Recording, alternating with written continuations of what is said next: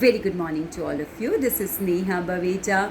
आज बात करेंगे फीमेल से रिलेटेड एक और इम्पॉर्टेंट कंसर्न के बारे में.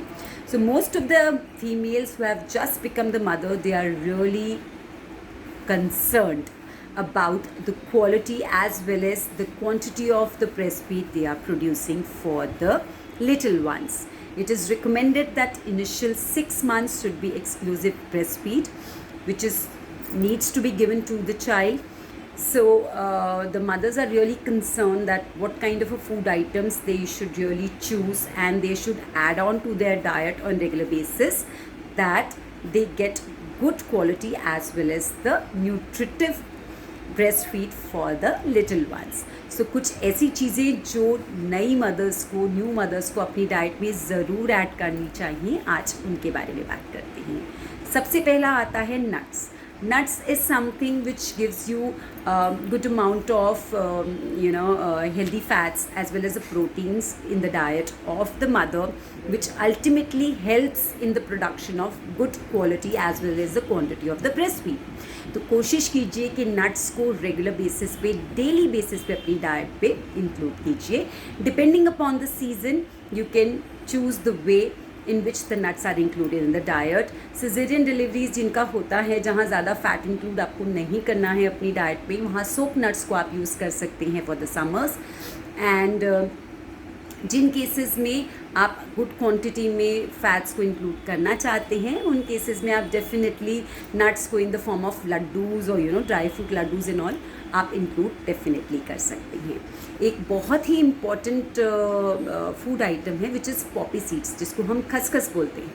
सो कोशिश कीजिए कि पॉपी सीड्स को भी हम किसी न किसी फॉर्म में सोक करके रख सकते हैं. उसको मिल्क में ऐड करके आप दे सकते हैं लैक्टेटिंग मदर को, या again wherever some kind of a desserts or the laddus are being made for the mother, उसमें भी आप इंक्लूड कर सकते हैं.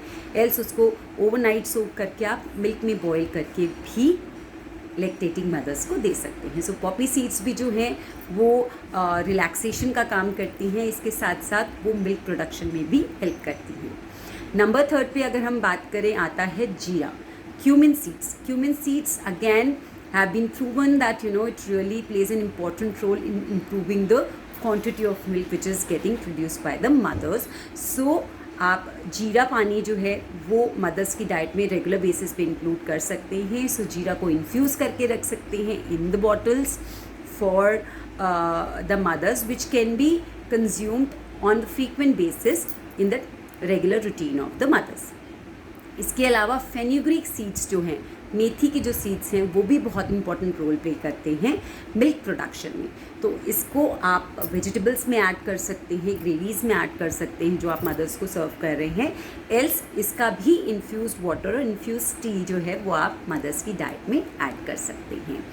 इसके साथ साथ कोशिश कीजिए जो एडिबल गम है, बहुत ही जो हमारे हमारे elders हैं, they used to really recommend गोंद के laddoos being a part of the lactating mothers diet. So आप उसको भी रेगुलर बेसिस पे अपनी डाइट में इंक्लूड कीजिए. इसके साथ साथ जैगरी भी एक इम्पॉर्टेंट रोल प्ले करता है आपके ब्रेस्ट फीड की quality as well as quantity को इम्प्रूव करने में. सो अपनी डेली डाइट में जैगरी भी वो फीमेल्स ऐड कर सकती हैं जिनके शुगर लेवल्स कंट्रोल में हैं. And last but not least, आप ओट्स को इंक्लूड कीजिए. Oats is again one of the super food which really plays an important role in increasing the quantity as well as improving the quality of the breast feed. So इन सब चीज़ों को, इन सारे food items को regular basis पे आप अपनी डाइट में ऐड कर सकते हैं. एंड आप जो भी मिल्क प्रोडक्शन है उसकी क्वालिटी को as well as nutritive value को भी इम्प्रूव कर सकते हैं. Take care.